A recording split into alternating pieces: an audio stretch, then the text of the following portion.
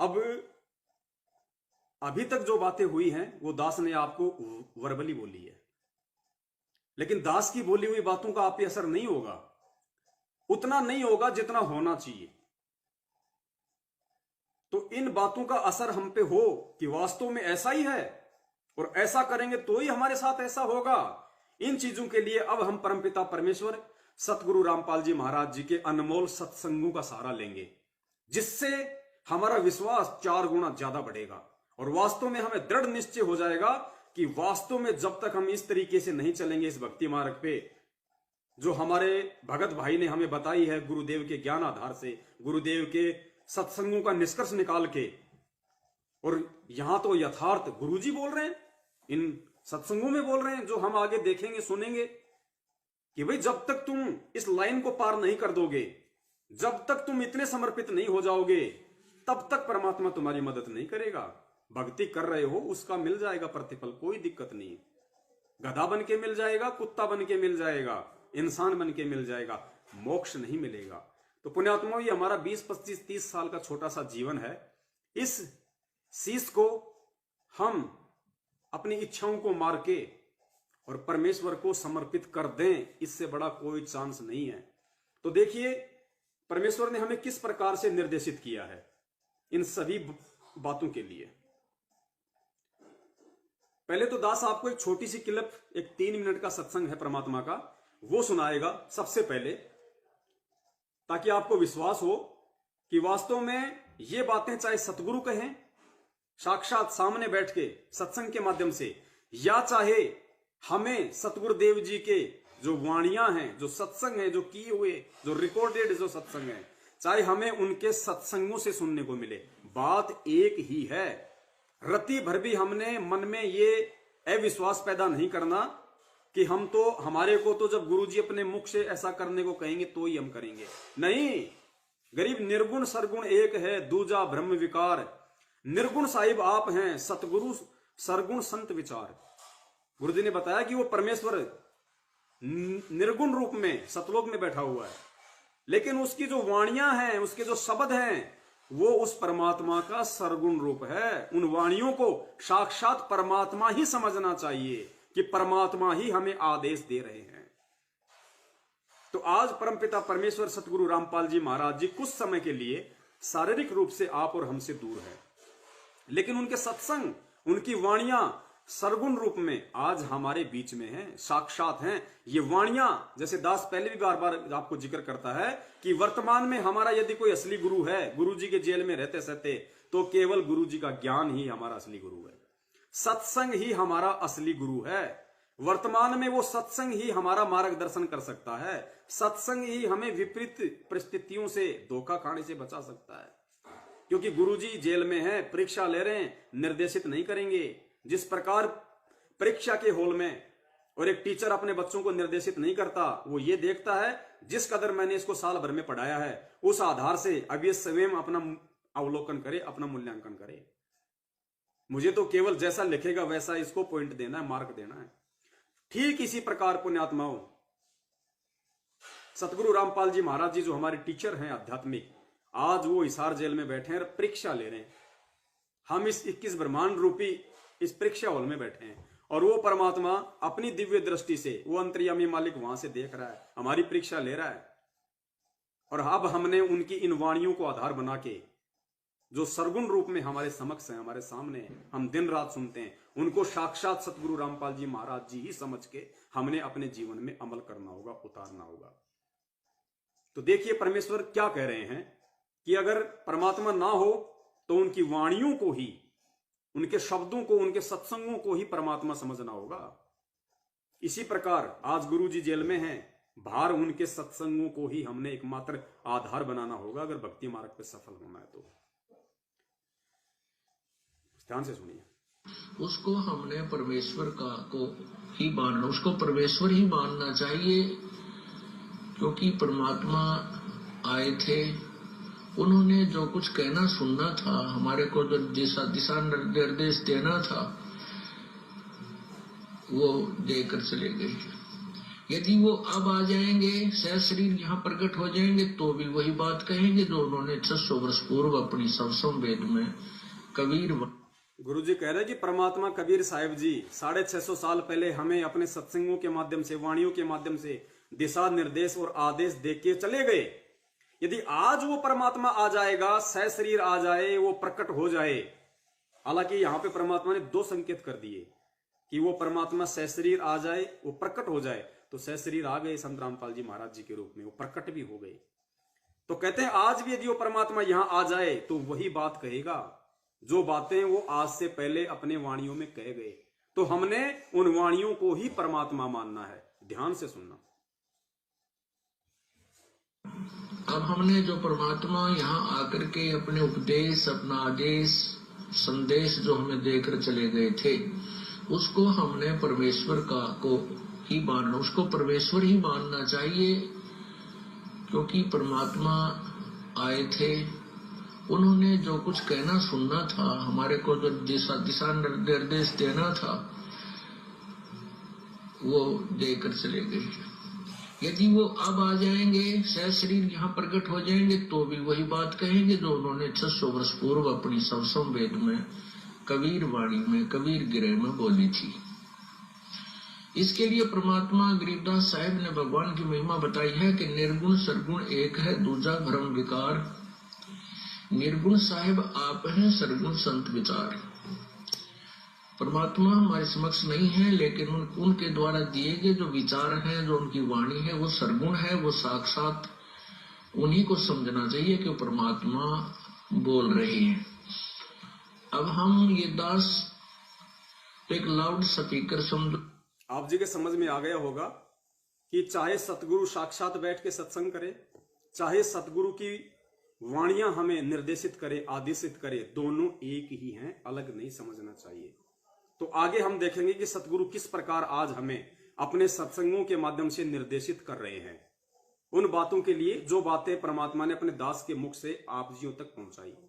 पुण्यात्मा, बीच में अगर लाइव डिस्कनेक्ट हो जाए किसी कारण से, दास को लगता है अगर किसी कारण से डिस्कनेक्ट हो जाए तो हम पूरा संदेशा देने के लिए दोबारा से ज्वाइन होंगे। दास दोबारा से ज्वाइन होगा तो आप जी भी वापस जुड़ जाना यदि ऐसी नौबत आ गई तो आगे चलिए, हम थोड़ा शॉर्ट में लेके चलेंगे। तो आगे हम चलेंगे पुण्यात्माओं कि परमात्मा ने किस प्रकार अपने सत्संगों के माध्यम से बहुत पहले ही हमारे को निर्देशित कर दिया था। ये 2012 का सत्संग है, इसको आप ध्यान से सुनना। एक सेठ की कहानी है, लगभग 8 मिनट का सत्संग है, बहुत गौर से आपने सुनना है। और जहां जहां बीच में जरूरत पड़ेगी, परमात्मा दास को प्रेरणा करेंगे तो दास आप जियों को उस परमेश्वर के सत्संग का विश्लेषण करके बताएगा कि यहां परमात्मा हमें क्या समझाना चाहते हैं। ध्यान से सुनना। चिड़ी चोंच भर ले गई, एक नदी न घट्यो नीर, दान दिए धन घटे नहीं, यूं कह रहे साहेब कबीर। परमात्मा अपना साइन कर रहे हैं, इस वाणी को बोल करके कह रहे साहेब कबीर के दान करने से धन नहीं घटेगा, ये नियम है परमेश्वर का। और दान सुपात्र को करे। गुरु बिन माला फेरते, गुरु बिन देते दान, गुरु बिन दोनों निष्फल हैं, चाहे पूछो वेद पुराण। गुरु बिना देते को हर देत है, जहां तहां से आण। देते को हर देत है, जहां तहां से आण।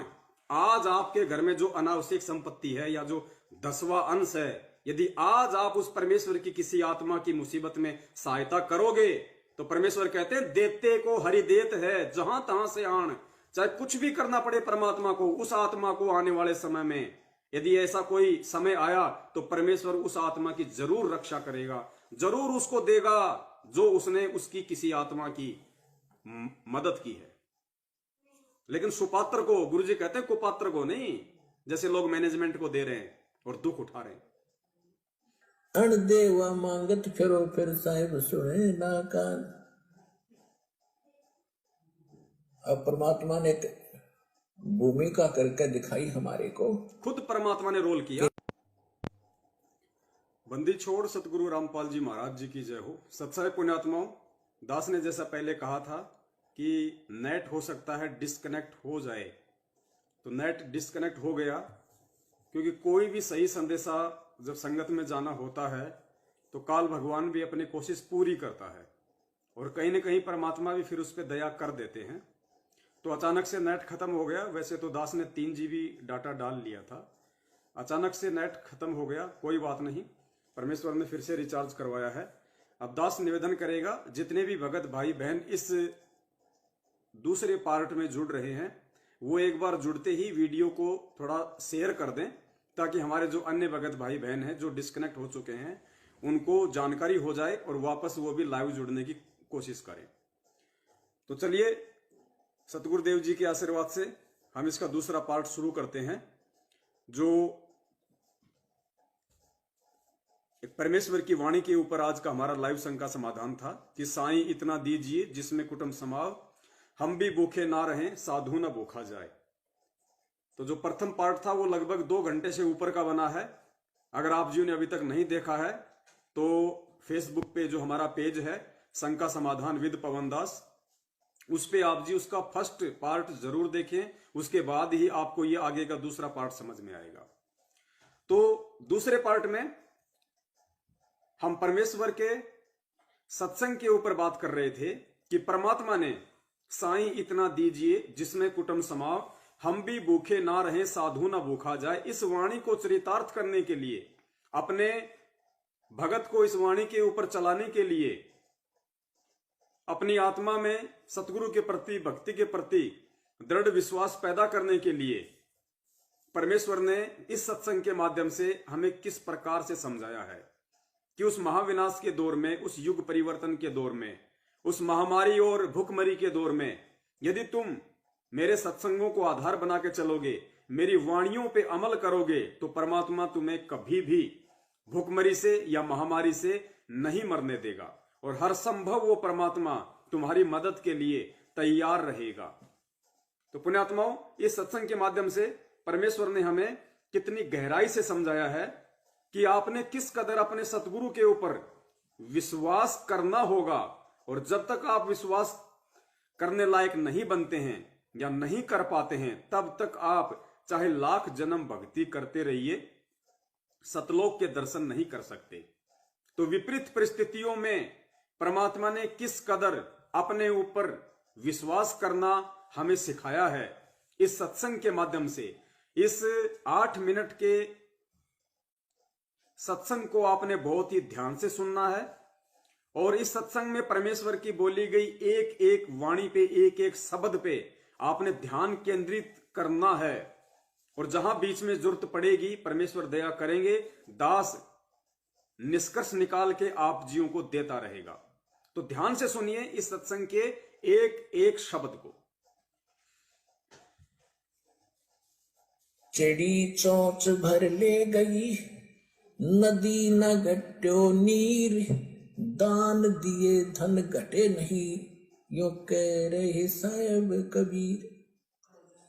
परमात्मा अपना साइन कर रहे हैं इस वाणी को बोल करके, कह रहे परमात्मा अपना सायन कर रहे हैं इस वाणी को बोल के, अर्थात ये जो वाणी है आपने इस वाणी को परमात्मा ही समझना है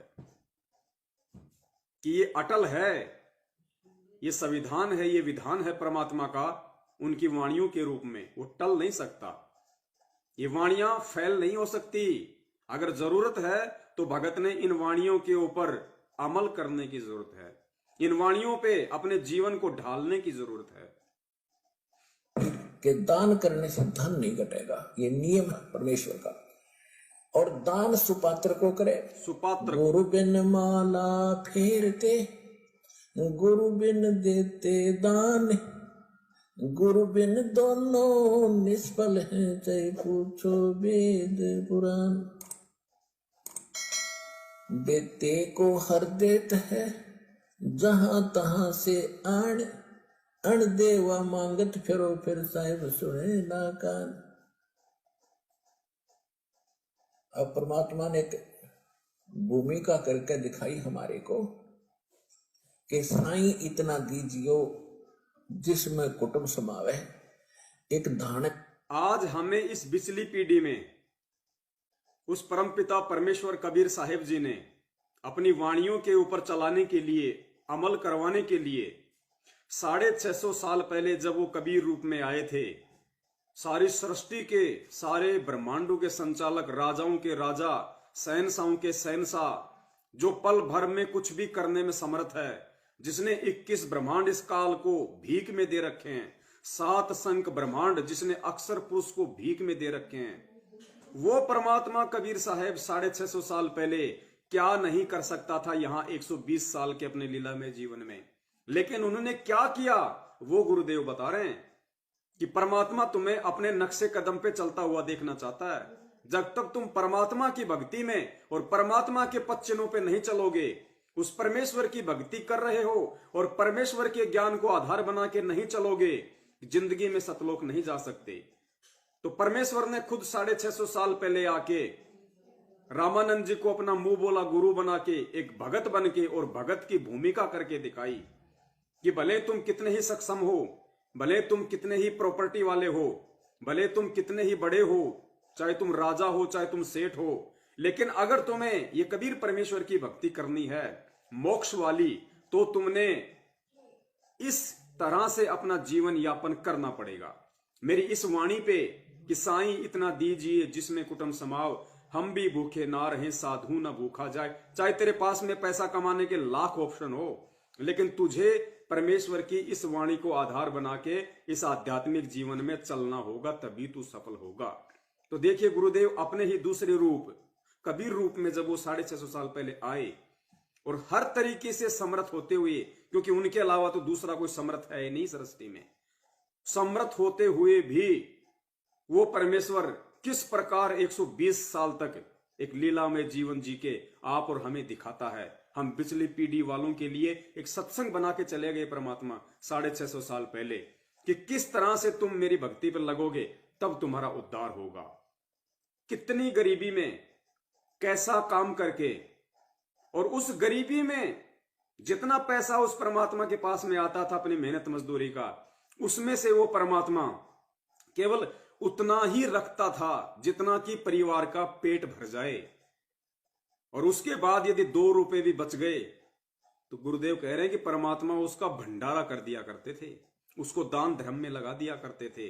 तो पुण्यात्माओं, आज हम बैंक में लाखों करोड़ों जमा करके जिंदगी में सतलोक नहीं जा सकते। जिंदगी में तो जो पहले पार्ट में जो परमात्मा ने आप जी को संदेशा दिलवाया, उस आधार से हमने हर संभव परमेश्वर के बच्चों की हर मुसीबत में मदद करनी है, परमेश्वर का आदेश समझ के।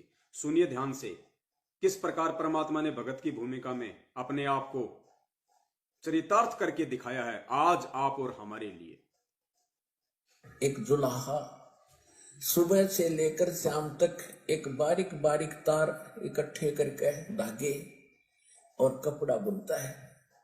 एक दिन में मुश्किल से भी 5 फुट 10 फुट बना पाता है, 5 फुट 4 फुट, और बहुत लंबा सैकड़ों फुट का तार वो थान बनाना पड़ता है। ताना बनाते थे, वो हफ्ते में पूरा होता।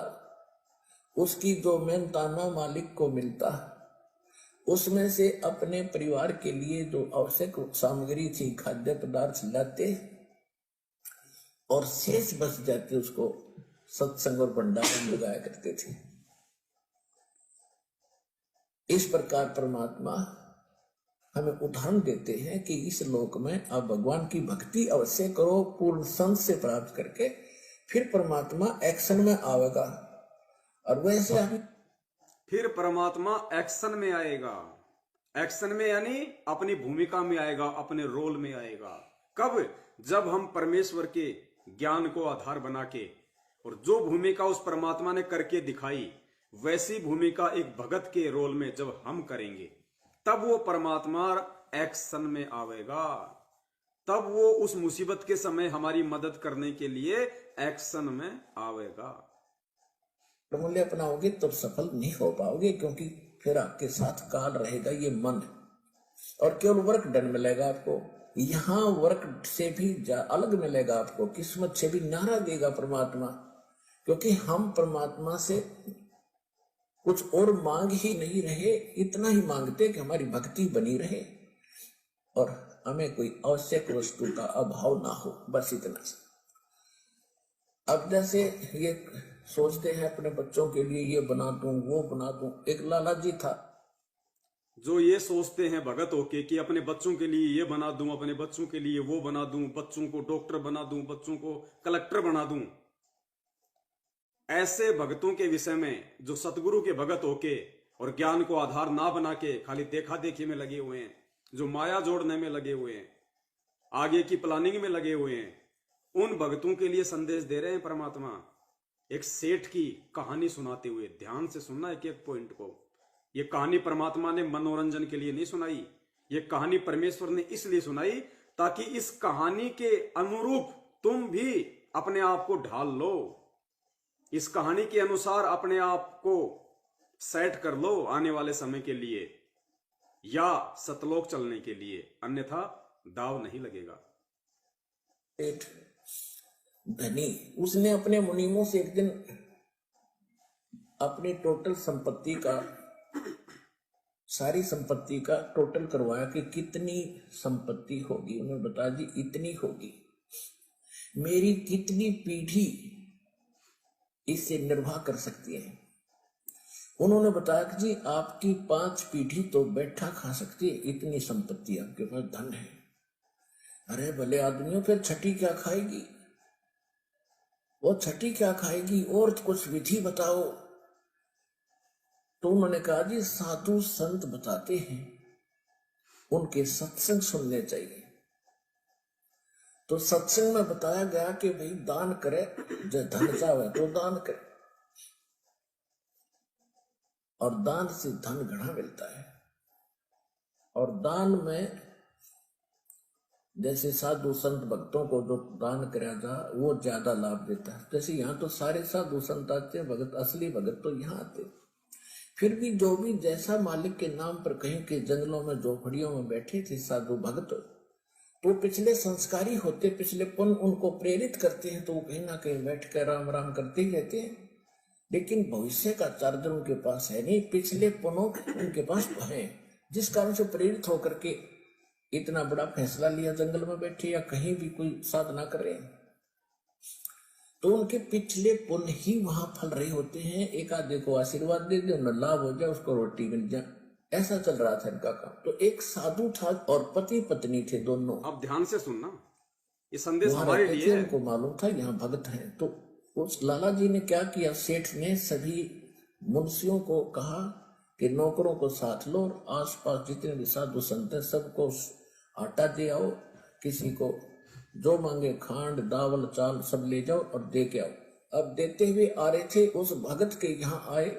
उन्होंने कहा कि ले भगत जी, हमारे लाला जी ने आपके लिए एक सीधा भेजा है, यानी आटा चावल खांड नमक आदि।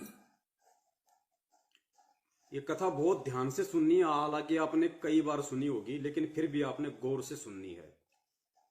इस कथा में उस भगत और उसकी पत्नी के माध्यम से परमात्मा भगत समाज को क्या संदेश देना चाह रहे हैं।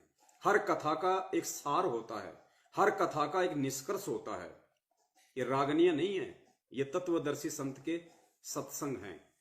इनके हर एक शब्द में एक एक पॉइंट है, एक एक संकेत है। इस कहानी के माध्यम से परमात्मा पूरे भगत समाज को, अपने सभी भक्तों को क्या संदेश देना चाह रहे हैं कि वो जो भगत था जिसके पास में उस लाला के मुनीम सामान लेके गए थे, दाल चावल आटा चीनी, और वो भगत था, वो भक्ति कर रहा था, परमात्मा का भगत था, उसने क्या कहा, क्या जवाब दिया। ध्यान से सुनना उस चीज को। ऐसे भाव जब हमारे अंदर से होंगे उस परमेश्वर के लिए, उस परमेश्वर के प्रति, उसकी भक्ति के प्रति, तब पुण्यात्माओं कहीं इस बिजली पीढ़ी में भी जाके हमारा नंबर लगेगा सतलोक के लिए। आप ले लो। उसने अपनी पत्नी से कहा कि देखना कितना सामान अपने पास है। उस भगत ने जब लाला जी के मुनिमो ने कहा कि भाई हमारे सेठ जी ने दाल चावल आटा चीनी भेजी है, सबको दे रहे हैं, तुम भी ले लो, तो उसने भिखारियों की तरह हाथ आगे नहीं कर दिए कि लाओ जी लाओ लाओ लाओ लाओ, हो बहुत अच्छे, दया परमात्मा की, मेरी तो मालिक ने सुन ली, भगवान ने सुन ली, लाओ जी लाओ लाओ लाओ, दे जाओ 15-20 दिन का, ये नहीं कहा उसने। उसने अपनी पत्नी से कहा कि देख जरा घर में कितना सामान है, एक एक पॉइंट को ध्यान से सुनना, हमने भिखारी नहीं बनना इस कदर जिस कदर ये मैनेजमेंट बना हुआ है। चाहे कोई किस्तों में दे दे ज्योति पाठ का पैसा, चाहे नगद दे दे, कैसे भी दे दे, चाहे अनाज दे दे, और आप लोगों को भी वही शिक्षा दे रहा है आने वाले समय में वैसा ही आचरण करने की। तो ध्यान देना सेठ ने अपनी पत्नी से क्या कहा और आगे क्या वार्ता होती है। देखना, खांड दावल चाल सब ले जाओ और दे के आओ। अब देते हुए आ रहे थे, उस भगत के यहाँ आए, उन्होंने कहा कि ले भगत जी, हमारे लाला जी ने आपके लिए एक सीधा भेजा है, यानी आटा चावल खांड नमक आदि दाल, आप ले लो। उसने अपनी पत्नी से कहा कि देखना कितना सामान अपने पास है। उसने कहा जी शाम का है, दिन में गए थे, शाम का हमारे पास है। शाम का है, कहा जी। उन्होंने कह दिया भी हम नहीं लेते, हमारे पास शाम का सामान है। तो उस कहने लगे भगत फिर कल भी खा लियो। बोला कल की कल देखी जाएगी, अब नहीं कल देखी जाएगी। बोले कमाल की बात है। उन्होंने नहीं लिया तो वापस लेकर आ गए वो। सेठ ने पूछा तुम देकर क्यों नहीं आए? वो एक और वहां भी था, उसने गिन रखे थे सारे, गिनवा। उस भगत ने कहा अपनी पत्नी से कि देख घर में कितना राशन है। उसने कहा जी शाम शाम का तो है, आज शाम तक हम खाना खा सकते हैं। तो मुनिमो ने कहा, जब उसने कहा कि साहब आज शाम का है, तो भगत ने मना कर दिया उन सेठों को। बोला नहीं जी हमें नहीं चाहिए। देखो कितना विश्वास होना चाहिए, कितनी दृढ़ता होनी चाहिए। हालांकि वो नकली भक्ति करता था, वो पूर्ण परमेश्वर का भगत नहीं था, वो तत्व ज्ञान से परिचित नहीं था, लेकिन वो किसी जन्म का संस्कारी व्यक्ति था, परमेश्वर की शरण में रहा था। वो गुण, वो भक्ति गुण उसके अंदर थे। इसलिए उसने कहा कि भाई हमारे पास शाम शाम का आटा है, शाम शाम का खाना हम खा सकते हैं। और यहां एक चीज हमने और पुण्यात्माओं गहनता से सोचनी है, वो तो परमात्मा का भगत नहीं था, भक्ति विधान से परिचित नहीं था, इसलिए उसने कह दिया कि भाई हम नहीं लेते, हमारे पास शाम का है। आज यदि आप होते उसकी जगह, तो चाहे शाम का आटा ना होता तो भी आपने उससे किसी प्रकार की मदद, वो फ्री वाली नहीं लेनी थी। हमने उससे वो फ्री वाली मदद भी नहीं लेनी थी जो आज गवर्नमेंट हमारे को मदद करती है ना। लॉकडाउन में गवर्नमेंट आटा बांटती है, राशन बांटती है, भगत को स्वीकार्य नहीं होना चाहिए बिल्कुल भी, चाहे भूखे क्यों ना मरना पड़ जाए। सरकार की दी हुई भीख, किसी मंत्री की दी हुई भीख, किसी समाज सेवी संस्था के द्वारा बांटा गया राशन संत रामपाल जी महाराज जी के भगत को अंतिम श्वास तक स्वीकार्य नहीं होना चाहिए, चाहे भूख से प्राण ही क्यों ना निकल जाएं। लेकिन उसको परमात्मा का ज्ञान नहीं था, उसके बावजूद उसने ये कहा कि भाई शाम शाम का तो है। अगर शाम का नहीं होता, हो सकता है वो व्यक्ति उनसे आटा दाल चावल ले लेता, लेकिन हमने तो उससे भी ज्यादा सतर्क होकर चलना है इस काल लोक में। सुनिए आगे। कल देखी जाएगी, अब नहीं ले हम। बोले कमाल की बात है। उन्होंने नहीं लिया तो वापस लेकर आ गए वो। सेठ ने पूछा तुम देकर क्यों नहीं आए? वो एक और वहां भी था, उसने गिन रखे थे सारे, गिनवा रखे थे। उन्होंने कहा जी उन्होंने ये नहीं लिया। क्यों नहीं लिया? उसने ये कहा कि शाम का तो है, सुबह का भगवान और देगा, आप देगा, हम टेंशन नहीं लिया करते। अब उस लाला जी का सिकरो घूमा फिर दिमाग का। अरे तेरा गजब हुई हो, मैं तो छठी पीढ़ी का ठेका ले रहा हूँ, सुबह के भी परमात्मा पे छोड़ दी। उस भगत की ऐसी बातें सुन के लाला जी के भी स्क्रू ढीले हो गए। उसने सोचा कि मैं तो छठी पीढ़ी का ठेका ले रहा हूं, और उसको श्याम की भी चिंता नहीं, वो भी उसने भगवान पे छोड़ दिया।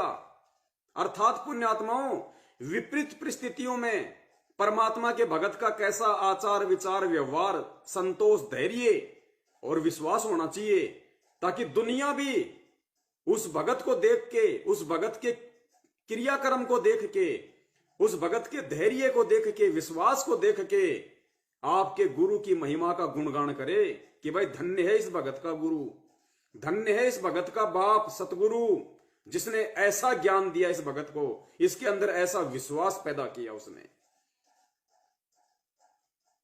सुनिए ध्यान से।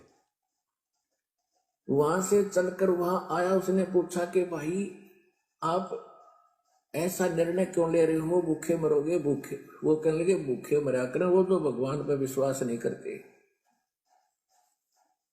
और हमें भगवान आगे से आगे देखता उसने, क्योंकि ज्ञान सुन रखा था। लाला जी को बैठा लिया, कहते मां के पेट में जब आप थे किसने चिंता थी तेरी।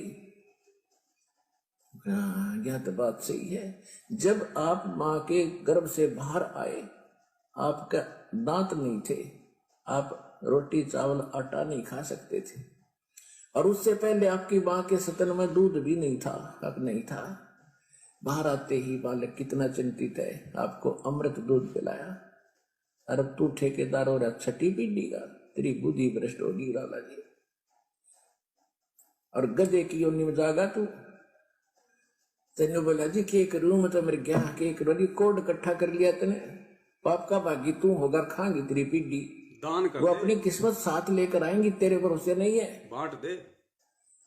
अब क्या करूं, मैं तो मेरे क्या के बोला, इसने बांट दे, धर्म कर दे, तेरी जान बचेगी। जो संदेशा आपको परमात्मा ने उस पहले पार्ट में दिलवाया कि अगर परमेश्वर की उस वाणी से ज्यादा आपके पास में धन है वर्तमान में, और यदि आप संत रामपाल जी महाराज के भगत हैं कि साईं इतना दीजिए जिसमें कुटुंब समाव, हम भी भूखे ना रहें अतिथि न भूख हो जाए, इससे ज्यादा यदि आपके घर में माया है, संग्रह है, उसको बांट देना।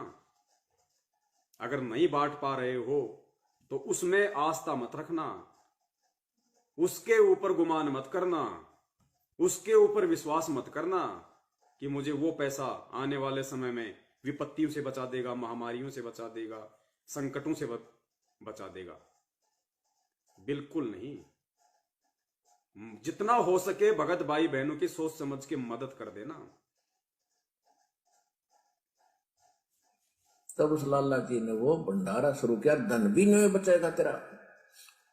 तो कहने का भाव यह है पुण्यात्मा, हम अब देखना परमात्मा अपने स्तर पे गुरुदेव इस कहानी का क्या सारांश बता रहे हैं कि जब तक हम इस तरीके से अपने जीवन को नहीं ढालेंगे अध्यात्म में, जब तक हम इस तरीके से परमात्मा के प्रति पूर्णतया समर्पित नहीं होंगे, और जब तक हम इस लाइन को पार नहीं कर जाएंगे, तब तक परमात्मा ऐसी परिस्थितियां एक भगत के सामने बार बार पैदा करेगा। जिस प्रकार पुण्यात्माओं, बच्चा 8वीं कक्षा में पास नहीं हो रहा तो बच्चे को दोबारा से 8वीं में ही एडमिशन लेना पड़ेगा, फिर से उसको परीक्षा देनी पड़ेगी, फिर फेल हो गया तो 9वीं में नहीं जाएगा, फिर से उसको 8वीं में, फिर उसको 8वीं की परीक्षा देनी पड़ेगी। जब तक वो 8वीं की परीक्षा को पार नहीं कर लेगा, आगे की क्लास में नहीं जा सकता। ठीक यही स्थिति अध्यात्म में समझ लेना। जब तक आप परमेश्वर की एक एक वाणी के ऊपर सोने की तरह खरे नहीं उतर जाओगे, तब तक आप सतलोक के अधिकारी नहीं बन सकते। अब परमेश्वर क्या निष्कर्ष बता रहे, ध्यान से सुनना। हम तो बहुत लंबा चौड़ा हिसाब लाए बैठे हैं, और एक पल का भरोसा नहीं। देखो, अंत में आपने इस स्थिति में आना पड़ेगा। अंत में आपने इस स्थिति में आना पड़ेगा। कौन सी में? साईं इतना दीजिए जिसमें कुटुंब समाव, हम भी भूखे ना रहे अतिथि न भूखा जाए। आज इसी वाणी के ऊपर हमारी साध संगति चल रही है। गुरुदेव कहते हैं अंत में आपने इस स्थिति में आना पड़ेगा, चाहे आप करोड़पति हो, चाहे लखपति हो, चाहे फैक्ट्री के पति हो, आपको इस स्थिति में आना पड़ेगा। ने इस स्थिति में आना पड़ेगा, और जिस स्पीड पर आप चले उसका कोई अंत नहीं।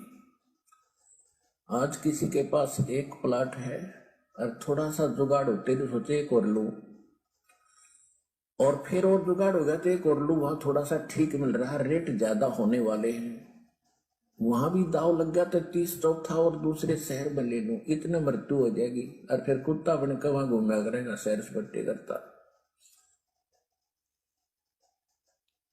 ये 8 मिनट का सत्संग आपने सुना पूज्य गुरुदेव जी का, कितना गहरा निचोड़ परमात्मा ने निकाल के रख दिया। ये परमात्मा का सत्संग है। लाखों की संगत को सामने बैठा के परमात्मा ने बरवाला आश्रम में सत्संग किया था। किसके लिए? हम भक्तों के लिए। इस कथा के माध्यम से क्या समझाना चाहा परमात्मा ने? कि आपने अपने गुरुदेव के पद चिन्हों पे चलना पड़ेगा। आप जिसको अपना परमात्मा मानते हो, आपने उनके पद चिन्हों पे चलना पड़ेगा।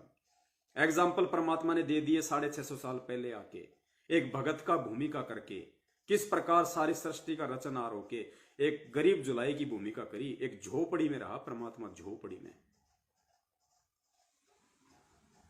हैंड टू माउथ, बड़ी मुश्किल से परिवार का गुजारा कर पाता था परमात्मा।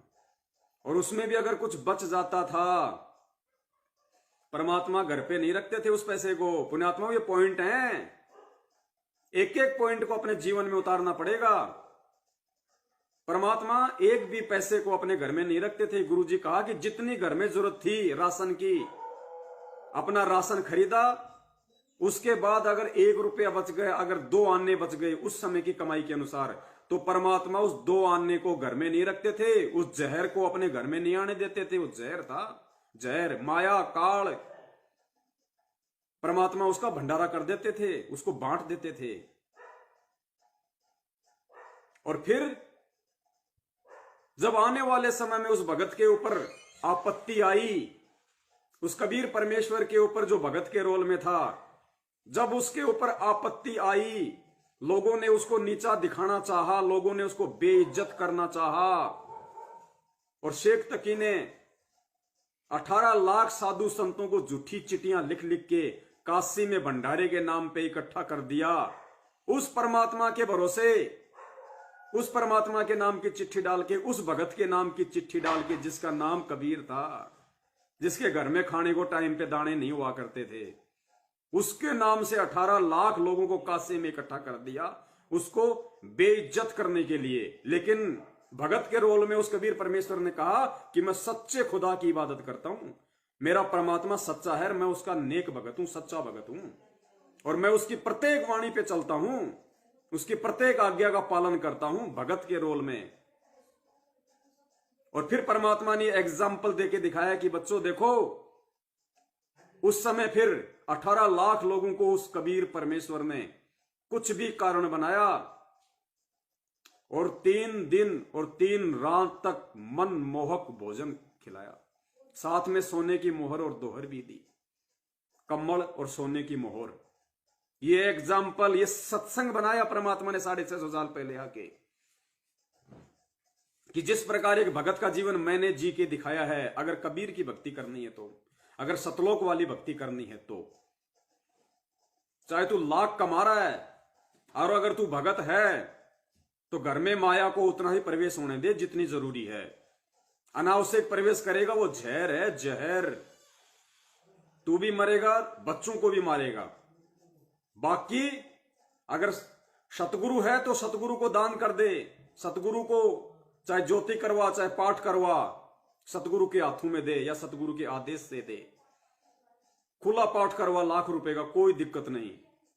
लेकिन सुपात्र को, सच्चे सतगुरु को, भंडारे में पैसा लगा, सतगुरु के आदेश से लगा, कोई दिक्कत नहीं। फालतू का पैसा तेरे घर में जमा नहीं होने दे। जितनी आवश्यकता है केवल उतना, चाहे तू 5 लाख रुपए महीने का कमा रहा है, चाहे सिर्फ तेरे घर में उतना ही प्रवेश होना चाहिए, तेरे जेब में उतना ही होना चाहिए। रिक्वायरमेंट ऑफ द फैमिली, इससे ज्यादा नहीं।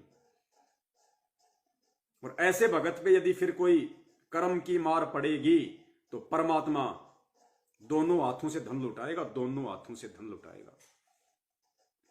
इसलिए परमात्मा ने सत्संग सुनाया। लाला जी ने कहा, सेठ जी ले लो, भूखे मरोगे। तो उस भगत ने कहा कि भूखे वो मरते हैं जिनको भगवान पे विश्वास नहीं होता। ये कितनी बड़ी बात कही परमेश्वर ने सत्संग के माध्यम से आप और हम जैसे मूर्खों की आंखें खोलने के लिए, कि तुम्हें इस स्थिति में आना पड़ेगा। आज देख लीजिए, परम पूज्य सतगुरु रामपाल जी महाराज जी, वही कबीर परमात्मा एक भगत के रोल में 18 साल की नौकरी हो गई थी परमात्मा की, 18 साल की। मात्र 2 साल बची थी पेंशन आने में। 40-50 हजार रुपए पेंशन होती जूनियर इंजीनियर की। परमात्मा ने पेंशन भी नहीं ली, जानबूझ के ये उदाहरण पेश करने के लिए कि मैं पेंशन के भरोसे नहीं हूं, मैं परमेश्वर के भरोसे हूं। और परमात्मा ने नौकरी से रिजाइन दे दिया भक्ति के लिए, आप और हमारे लिए, इस ज्ञान को फैलाने के लिए। नहीं, जिस परमात्मा ने 18 साल तक नौकरी की, क्या वो 2 साल और नहीं कर सकता था? बताइए, कर सकता था ना। लेकिन वो नौकरी छोड़नी थी परमात्मा ने, आने वाले समय में उन भक्तों के सामने उदाहरण पेश करने के लिए जो माया को भक्ति से ज्यादा महत्व देते हैं, जो सोचते हैं कि मेरी नौकरी आजीवन मेरा साथ दे देगी, पेंशन हो जाएगी मेरी, बढ़िया बैठे बैठे मेरी तनख्वाह आएगी। उन भक्तों के लिए ये पुण्यात्माओं, आने वाले समय में सब पेंशन बंद, सरकारी नौकरियां सब खत्म। आने वाले समय में बहुत जल्दी सरकारी नौकरी सब खत्म, पेंशन सब खत्म, क्योंकि युग परिवर्तन है। ज्यादातर लोगों का सर्वनाश, जमीन खाली पड़ी रहेगी, मकान खाली पड़ी रहेंगे। आराम से रहो, जमीन में पैदा करो, परमात्मा टाइम पे वर्षा करेगा, बढ़िया अन्न होगा। अपनी भैंस लाओ, अपनी गाय लाओ, बढ़िया अपना झोपड़ी डालो, कहीं भी रहो, परमात्मा की भक्ति करो।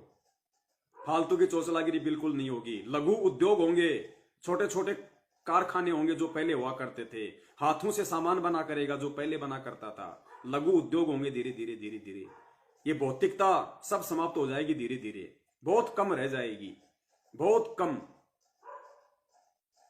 ना सरकारी नौकरी रहेगी और ना आज जिसकी पेंशन आ रही है उसकी पेंशन आएगी। कल को वर्ल्ड वार हो जाए, कौन देगा आपको पेंशन? सरकार वैसे दिवालिया घोषित हो जाएगी, आपको हर महीने 50,000 रुपए कौन डालेगा बड़े भैया? जबकि ये तो युग परिवर्तन का दौर है, परमात्मा का राज आने वाला है। बैठे बैठे तोड़ने के लिए कुर्सी और भरने के लिए जेब नहीं मिलेगी। जितनी मेहनत उतना पैसा, जितनी सेवा उतनी पैसा। बहुत लिमिटेड लोग होंगे जो पैसे के लिए काम करेंगे, बहुत लिमिटेड। उनको उतना ही मिलेगा जितना उनके घर में जरूरत है, क्योंकि वो परमेश्वर के भगत होंगे। वो चाहे लाख रुपए का काम करे, लेकिन उसको उतना ही मिलेगा और वो उतना ही चाहेगा जितना उसके परिवार के लिए उसको जरूरत है। ऐसा नहीं कि आप फर्स्ट ग्रेड के मास्टर बन गए, ले रहे हो 60,000 रुपए। नहीं भैया, उतना ही मिलेगा, क्योंकि आगे परमात्मा का विधान होगा, परमात्मा का संविधान होगा, नए तरीके से पूरा काम होगा। तो भूल जाना उन सब चीजों को, आप सिंपली हर तरीके से। तो आदत डाल लो अभी परमात्मा पे विश्वास करने की। आपकी पेंशन आपका परमात्मा है, आपकी नौकरी आपका परमात्मा है। इस नौकरी के भरोसे मत रहो जो आज आप 50,000 की कर रहे हो या 2 लाख की कर रहे हो। ये तो समाप्त होने वाली है आपकी आंखों के सामने। आगे देखिए, परमपिता परमेश्वर ने फिर अपने भगत का और दृढ़ विश्वास करने के लिए किस प्रकार से निर्देशित किया है।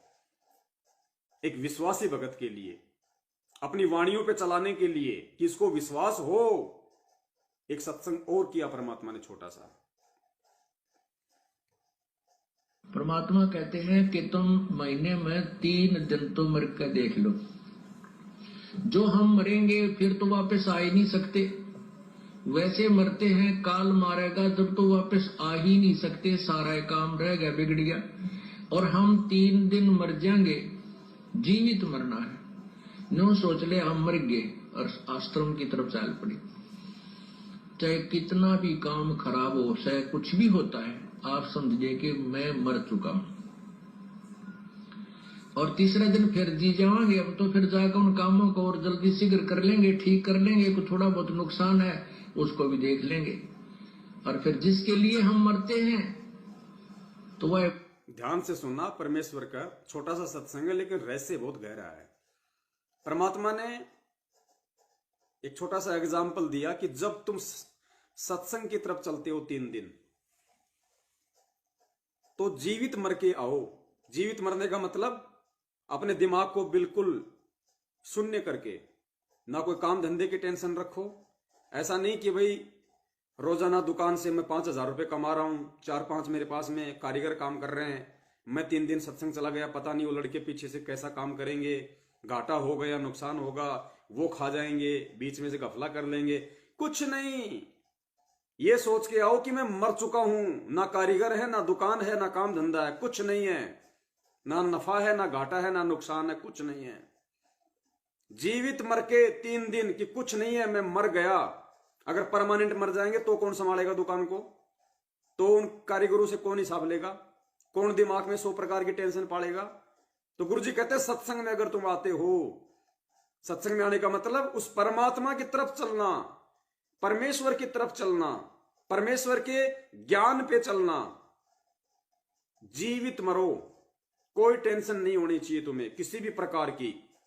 और फिर गुरुदेव ने बताया कि अगर तुम परमात्मा के प्रति इतने समर्पित हो जाओगे, तो फिर परमात्मा ने एक लाला जी की छोटी सी कहानी सुनाई। 2 लाला जी थे, आपस में उनका झगड़ा हो गया। तो एक ने कहा कि मैं तेरे बाट की मारूंगा। बाट होता है जैसे 1 किलो का, 2 किलो का, 3 किलो का, जो लोहे के आते हैं, जो बट्टे। तो ये पहले की बात है, पहले तराजू ऐसे होते थे।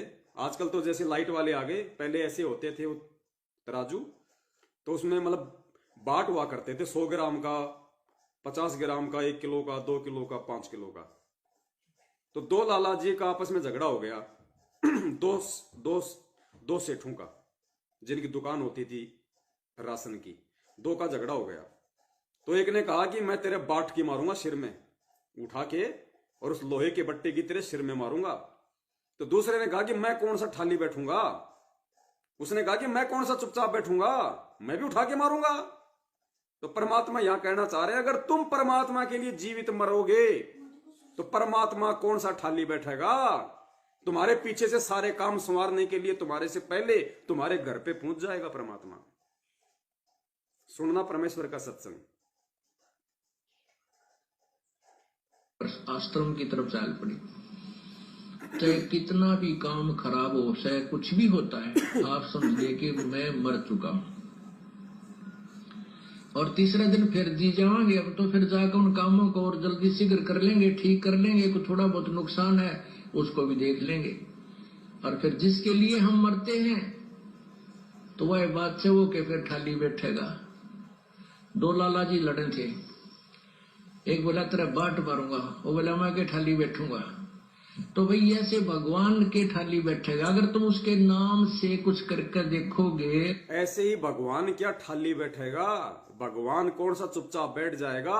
अगर उसके नाम से तुम कुछ करके देखोगे, उसके नाम से यदि तुम उसके सत्संगों पे खरा उतरने की कोशिश करोगे, उसके नाम से यदि तुम उनकी वाणियों पे खरा उतरने का कोशिश करोगे, उसके नाम से यदि तुम उनके प्रत्येक आदेश की तन मन धन और विश्वास के साथ पालना करके देखोगे, तो परमात्मा कौन सा चुपचाप बैठेगा। वो बच्चा नहीं है, वो अंतर्यामी है, सब कुछ देख रहा है, सब कुछ जान रहा है।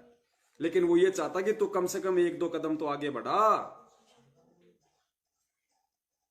पुण्यात्माओं, हमने अंत में इस स्थिति में आना पड़ेगा। और ये विश्वास चाहे आज कर लो, चाहे अगले जन्म में कर लेना, चाहे फिर किसी युग में कर लेना, अगर मौका लग जाए तो।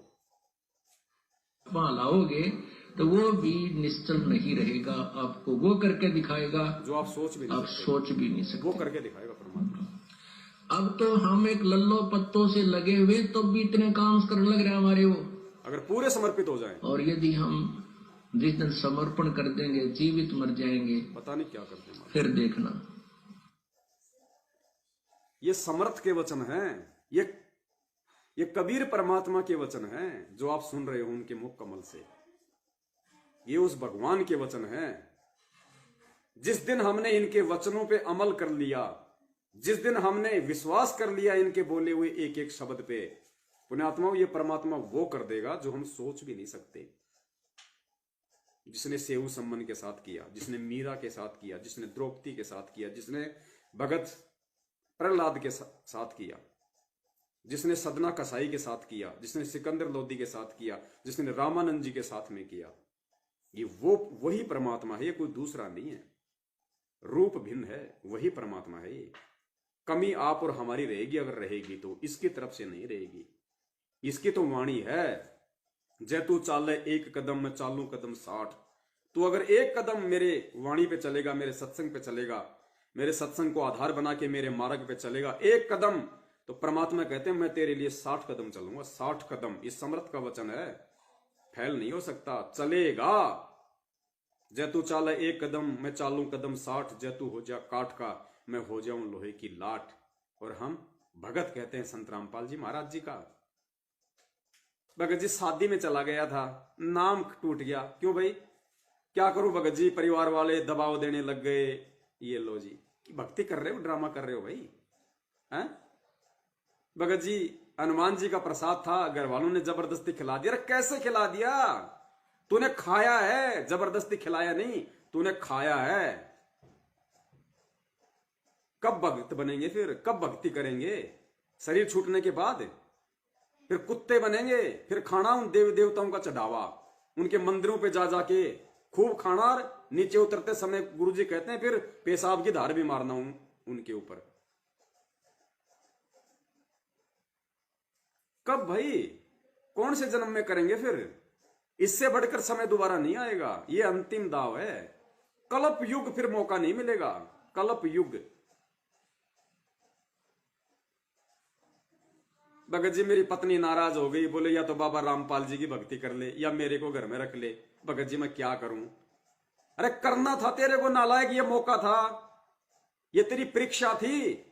परमात्मा ये देख रहा था, इस गधे को इतना ज्ञान सुनने के बाद भी इसको पत्नी ज्यादा जरूरी है या इसको परमात्मा ज्यादा जरूरी है। वो मौका था, नुक्ता था, नुक्ता। अगर पार हो जाता, अगर हिम्मत कर लेता कि भगवान 320 बार चली जा, कोई बड़ी बात नहीं है, ये परमात्मा बार बार नहीं मिलता, तू तो बहुत बार मिल जाएगी। आज स्त्री योनि में है, कल को तू मेरे को कुतिया की योनि में मिल जाएगी। ये परमात्मा नहीं मिलेगा मुझे। भगवान शौक से जा और कपड़े लत्ते सब ले जा, बाल बच्चों को ले जा, अगर तेरा अकेले का मन नहीं लगे तो। परमात्मा को नहीं छोड़ सकता मैं। फिर परमात्मा कहते हैं नुक्ते ऊपर रीजेगा रे, तेरे करोड़ कर्म जल जाएं। ऐसी पुण्य आत्मा और ऐसा यदि कोई संघर्ष करता है इस भक्ति मार्ग में, इतना दृढ़ हो जाता है, परमात्मा कहते हैं तेरे करोड़ों जन्मों के पाप कर्म परमात्मा चुटकियों में भस्म कर देगा, चुटकियों में। ये वो भक्ति है पुण्यात्माओं। लेकिन हम भी तो आगे बढ़े हैं, हम परमात्मा को खींच रहे, हम आगे जा नहीं रहे। ये वो भक्ति है।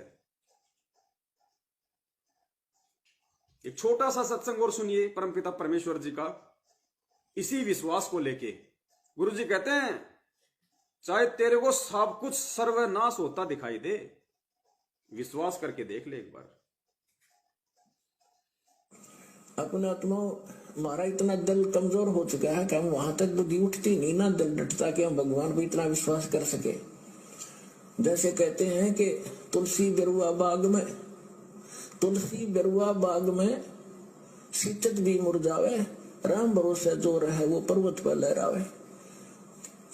बगीचे के अंदर बूटा लगा दिया, पौधा लगा दिया, सिंचाई करते करते खत्म हो जाता है, मुरझा जाता है। राम भरोसे पर्वत के ऊपर कोई संभालने वाला नहीं, कोई सिंचाई करनिया नहीं। कहते राम भरोसे जो रहे पर्वत पर लहरावे। गुरु जी ने एक वाणी का हवाला दिया कि तुलसी बिरुआ बाग में सींचत भी मुरझावे, राम भरोसे जो चले वो पर्वत पे लहरावे। गुरु जी कहते हैं बागवान छोटे छोटे पौधे लगाता है, पानी डालता है, खाद डालता है, आवारा पशुओं से उसकी रक्षा करने के लिए चारों तरफ पता नहीं क्या क्या 100 प्रकार के यत्न करता है, बाढ़ लगाता है, फिर भी वो पौधे मुरझा जाते हैं। और दूसरी तरफ परमात्मा कहते हैं राम भरोसे जो चले वो पर्वत पे लहरावे। जो राम भरोसे रहते हैं, जो परमात्मा के आश्रित होते हैं, कहते हैं पहाड़ के ऊपर भी लहराते हैं, वो लहराते हैं, पेड़ बन जाते हैं अच्छे।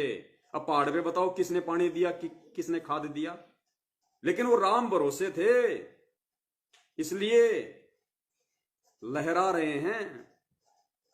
तो ये जो सत्सेवक हैं जो परमेश्वर के, ये राम भरोसे चल रहे हैं, ये सतगुरु भरोसे चल रहे हैं, ये किसी मैनेजमेंट को भरोसे नहीं चलते, ये अपने रिश्तेदारों के भरोसे नहीं चलते, ये यार दोस्तों के भरोसे नहीं चलते, ये काम धंधे के भरोसे नहीं चलते, ये राम के भरोसे चलते हैं, ये सरकार के फ्री राशन के भरोसे नहीं चलते, ये सत्सेवक परमेश्वर के, ये परमेश्वर के भरोसे चलते हैं। राम भरोसे जो चले वो पर्वत पे लहराओ। आगे सुनना फिर परमात्मा का। हमारा इतनी बुद्धि उठती नहीं, लेकिन इसको उठाने का ये प्रोसीजर है। एक दिन ऐसी दृढ़ता होगी आपके अंदर कि सर्वनाश होता दिखा आपने। गुरु जी कहते हैं ये प्रोसीजर है, अपनानी पड़ेगी, और एक दिन आपके अंदर ऑटोमेटिक ऐसी दृढ़ता आ जाएगी, ऐसी दृढ़ता आ जाएगी, चाहे आपको सर्वनाश होता दिखे आप पीछे नहीं हटोगे। सर्वनाश होता दिखे मतलब वो युग परिवर्तन का समय, घोर संकट का समय, चाहे कुछ भी हो जाए आप पीछे नहीं हटोगे। और जब आप पीछे नहीं हटोगे तो परमात्मा के तो पीछे रहने का सवाल ही पैदा नहीं होता। शीतत भी मुरझावे, राम भरोसे जो रहे वो पर्वत पर लहरावे। बगीचे के अंदर बूटा लगा दिया, पौधा लगा दिया, सिंचाई करते करते खत्म हो जाता है, मुरझा जाता है। राम भरोसे पर्वत के ऊपर कोई संभालने वाला नहीं, कोई सिंचाई करनिया नहीं। कहते राम भरोसे जो रहे पर्वत पर लहरावे। तो हमारा इतनी बुद्धि उठती नहीं, लेकिन इसको उठाने का ये प्रोसीजर है। एक दिन ऐसी दृढ़ता होगी आपके अंदर कि सर्वनाश होता दिखा आपने। आप दृढ़ रहना भगवान के ऊपर, फिर देखना दृढ़ रहना, ऐसा बादल टल जाएगा, दुख का कोई सोच भी नहीं सकते। ऐसा बादल टल।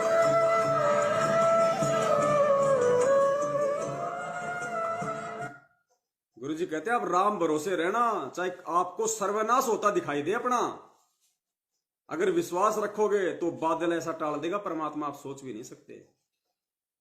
और यहां कोरोना के डर से बीमारी आई नहीं, लोगों ने इंजेक्शन लगवा लिए। ये सतगुरु की भक्ति नहीं है भैया, ये सतगुरु के ज्ञान में नहीं है।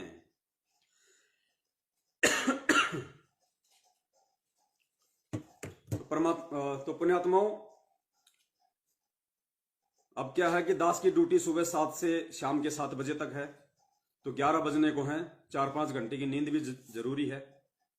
और दूसरी, दास आप जियों से ये विनती करता है, प्रार्थना करता है कि दास अब पहले की तरह इतना समय नहीं दे पाएगा, जो ऑडियो वीडियो वगैरह है, वीडियो वगैरह बनाना, अपलोड करना। तो परमात्मा ने ऑलरेडी बहुत सारी वीडियो फेसबुक पे अपलोड करवा रखे हैं। दास का जो ग्रुप है फेसबुक पे, आप हिंदी में सर्च करोगे शंका समाधान पवन दास के साथ, तो दास का फेसबुक का जो ग्रुप है उसमें हजारों की संख्या में साध संगति के वीडियो हैं, लाइव शंका समाधान की वीडियो हैं। और फेसबुक पे ही यदि आप अंग्रेजी में सर्च करोगे शंका समाधान विद पवन दास, तो ये नया फेसबुक पेज है जिसपे हम लाइव चल रहे हैं। इसमें भी परमात्मा ने बहुत सारे वीडियो अपलोड करवा दिए हैं। तो अब आप जी इन्हीं को आगे से आगे शेयर करते रहें, भगत भाई बहनों तक पहुंचाते रहें। बाकी बीच बीच में दास के पास ऑलरेडी जो हजारों की संख्या में और वीडियो जो हैं, दास उनको भी अपलोड फेसबुक पेज के ऊपर करता रहेगा। और आप जियों की शेयर करने की सेवा है, आप शेयर नहीं करेंगे तो लोगों को मालूम नहीं पड़ेगा। तो ये हमारी ड्यूटी है, हमारी सेवा है। और पुण्यात्माओं, ये ही सेवा है और कोई सेवा नहीं है। आने वाले समय में आपको तिनका उठाने का मौका भी नहीं मिलेगा। वो आत्माएं आएंगी उस परमात्मा की, वो अच्छी आत्मा, साधु आत्मा, सेवा करने वाली आत्मा आएंगे, आप लोगों को तिनका उठाने का भी मौका नहीं मिलेगा। ये सेवा आज है, ये साध संगति वाली, हमारे भटके हुए भगत भाई बहनों को सही मार्ग पे लाने की, समझा के ये वीडियो भेज के, ताकि उनकी बुद्धि खुले। आप देखते हो आए दिन दास के पास फोन आते हैं, आप लोगों के पास भी फोन आते हैं, रो रो के कहते हैं कि भगत जी आपके वीडियो नहीं मिलते तो हम तो नरक में जा रहे थे, हम गुरु जी के ज्ञान को बिल्कुल भी नहीं समझ पा रहे थे। बहुत सारे लोग जो बरवाला कांड के बाद में भक्ति छोड़ चुके थे, आज वो सत्सेवकों की वीडियो सुन के, देख के वो कह रहे हैं कि भगत जी हमारा तो विश्वास परमात्मा में दोबारा से दृढ़ हो गया, हम तो दोबारा से भक्ति करना चाहते हैं। तो पुण्यात्माओं, कितनी आत्माओं को परमात्मा आप और हमें माध्यम बना के जोड़ रहे हैं, उनको दृढ़ कर रहे हैं पहले से ज्यादा। इससे बड़ी सेवा और कोई नहीं है। मैनेजमेंट सेवा नहीं कर रहा, मैनेजमेंट सेवाओं के नाम पे ठगी कर रहा है, लूट रहा है लोगों को, अपने कर्म बिगाड़ रहा है, दूसरों के कर्म बिगाड़ रहा है। तो हमने ज्यादा से ज्यादा भगत भाई बहनों तक सोशल मीडिया पे ये मौका दिया परमात्मा ने, ये सोशल मीडिया का हमने इसी तरीके से फायदा उठाना है। ज्यादा से ज्यादा को हमने शेयर करना है, लोगों तक हमारी बात पहुंचानी है। चाहे व्हाट्सएप पे आपके जितने भी भगत भाई बहनों के नंबर हैं वो सब पे शेयर करो, पर्सनली ये लिंक सब पे शेयर करो। आप 20 को भेजोगे, 5 की आंखें परमात्मा जरूर खोलेगा, क्योंकि सारे लोग जानबूझ के मैनेजमेंट के पीछे नहीं लग रहे। बहुत सारी आत्माएं अनजाने में लग रही हैं, उनको मालूम भी नहीं अभी तक, जिन्होंने नाम ले लिया और आज तक ये नहीं पता कि मेरा गुरु जेल में है, आश्रम में है। तो सोचो कितनी भोली आत्माएं हैं वो, जब उनको सच्चाई का पता चलेगा तो वो क्यों नहीं संभलेंगी। तो हमने सेवा में पीछे नहीं हटना है। और दास अब थोड़ा सा बिजी हो गया, क्योंकि समय ऐसा है, देश काल और परिस्थिति के अनुसार हमने चाहे मजदूरी करनी पड़े, चाहे हमने हमारा खुद का काम करना पड़े, चाहे कोई व्यापार करना पड़े, हम परमेश्वर के बच्चे हैं। हमारे को कोई शर्म, कोई लाज, कोई शंका नहीं होना चाहिए। हम पहले मान लो लाख कमा रहे थे महीने का, आज हम 200 रुपए कमा रहे दिन का, तो भी हमने परमेश्वर का प्रसाद समझ के, हालांकि इस 10-12 हजार रुपए में मेरे परिवार का गुजारा नहीं होना, मुझे पता है, क्योंकि 12,000 रुपए में परमेश्वर का 10वां अंश भी निकलेगा। वो 10वां अंश मैं अपनी रसोई में काम नहीं ले सकता, वो मैं भगत भाई बहनों की ही मदद करूंगा अगर परमेश्वर ने निमित्त बनाया तो। अगर किसी ऐसी आत्मा का फोन आया जो वास्तव में जरूरतमंद है, तो 3,000 और प्लस में जो भी दिन का, जो भी परमेश्वर के दया से 40-40 रुपए जो निकलेगा 10वां अंश 12,000 का, वो भगत भाई बहनों की सेवा में जाएगा। दूसरी बात, यदि दास से ज्यादा यदि और किसी भगत भाई बहन की जरूरत है, तो पुण्यात्माओं जो पैसा परमात्मा दास को इस नौकरी से दिलवाएंगे वो उस भगत भाई को जाएगा पहले। मुझे अपनी टेंशन नहीं है उस परमेश्वर के ज्ञान आधार से कि मेरे परिवार में राशन आएगा या नहीं आएगा, मकान किराया दिया जाएगा या नहीं दिया जाएगा। हाथ जोड़ लेंगे, अगर मेरे से ज्यादा अगर उसकी प्रॉब्लम है तो वास्तव में तो जो सैलरी का पैसा है वो भी आदि या जैसा भी है वो उसको जाएगा। परमेश्वर ने हमें सत्संग सुना रखे हैं। आपने कहानी सुनी होगी भूख बाकड़ा वाले की। भूख बाकड़ा, एक समय गुरुजी कहते हैं अकाल पड़ा बहुत भयंकर, लोग मर रहे थे, अनाज नहीं था खाने के लिए। एक राजा उस समय जो गेहूं होता है उसको पानी में उसको उबाल के, उसको बोलते बाकड़ी, और वो लोगों को बांटता था, खाली एक एक मुट्ठा यूं, बस एक आदमी को एक, और उसका टाइम था, शाम को 4 बजे तक बांटेगा, उसके बाद नहीं। तो एक आदमी इतना भूखा, इतना भयंकर भूखा कि आज अगर उसको वो बाकड़ी नहीं मिले तो वो मर जाएगा। बड़ी मुश्किल से वो वहां तक पहुंचा, बस वो ही था लास्ट, और बाकड़ी भी खत्म थी और आदमी भी वही था लास्ट, उसको दे दिया। उसने शुक्र मनाया परमात्मा का और वो लेके चल दिया। सोचा थोड़ा आगे चल के खाऊंगा, कहीं कोई पानी वाणी का जुगाड़ होगा। वो जा ही रहा था, इतने में उधर से उससे भी ज्यादा भूखा एक और आया। देखो वो परीक्षा थी, वो परमात्मा उसकी परीक्षा ले रहा था। उससे भी ज्यादा भूखा आया और वो इतना भूखा, उसको अगर 2 मिनट में नहीं मिले तो वो प्राण छोड़ेगा। और उसने कहा कि भाई दे दे थोड़ा। तो उसने कहा कि महाराज आधा ले ले, आधा मैं खा लूं, आधा नहीं भाई पूरा दे, पूरा। इतना भूखा। गुरुजी कहते हैं उस पुण्यात्मा ने जो खुद बिना अनाज के मरने वाला था, इतनी भूख थी, उसने अपनी चिंता ना करके और सामने वाले को पूरा का पूरा दे दिया। कहते हैं परमात्मा अगले जन्म में परमात्मा ने उसको चक्रवर्ती राजा बनाया। कई बार चक्रवर्ती राजा, भूख बाकड़ा दिए विचार भय चकवे कई बार, बिठल होकर रोटी पाई नामदेव की कला बंधाई। कई बार उसको चक्रवर्ती राजा बनाया उस इतने से अनाज के बदले में। तो पुण्यात्माओं ये वो भक्ति है। आज हमने अपनी नहीं, आज हमने परमेश्वर की प्रत्येक आत्मा के विषय में सोचना पड़ेगा। हमने मैनेजमेंट की तरह स्वार्थी नहीं होना, ठग नहीं होना। हमने लोगों को ठगना नहीं है। कबीरा आप ठगाइए और ना ठगिए कोई, आप ठगाए सुख होत है, दूसरों को ठगने से दुख होए। तो ये तो काल एजेंट है, इनकी तो लोक लाज, इनकी मर्यादा, इनकी दया धर्म सब कुछ नष्ट भ्रष्ट है। इनको तो अपनी जेब भरने से मतलब है। आप किसी भी कोऑर्डिनेटर को जाके देख लीजिए, 90% के पास में अथाह संपत्ति है।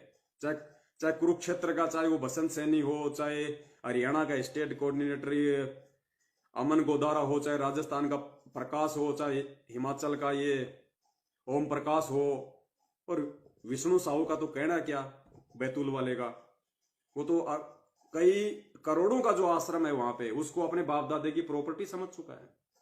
स्विमिंग पूल बना लिए, बढ़िया ऐश कर रहा है।